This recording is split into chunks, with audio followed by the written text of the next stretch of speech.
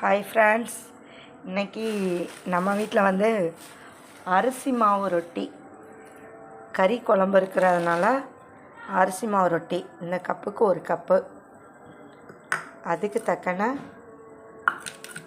தேங்காய் போடணும். தேங்காய் போட்டால் தான் அது டேஸ்ட் கொடுக்கும். ரொம்ப தேங்காய் வேணும்னா போட்டுக்கோங்க, இல்லாட்டா கம்மியாக போடணுன்னா கம்மியாக போட்டுக்கோங்க. தேங்காய் போட்டு தேங்காய் எந்த அளவுக்கு கொடுக்குறீங்களோ அந்த அளவுக்கு டேஸ்ட் கொடுக்கும். சரியா? அடுத்து உப்பு சேர்த்துக்கணும். உப்பு சேர்த்து இதை கொஞ்சம் நேரம் ஊற வச்சிடணும்.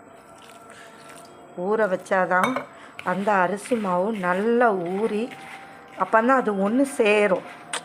ஒன்றா சேர்ந்தாதான் அந்த இது வரும்.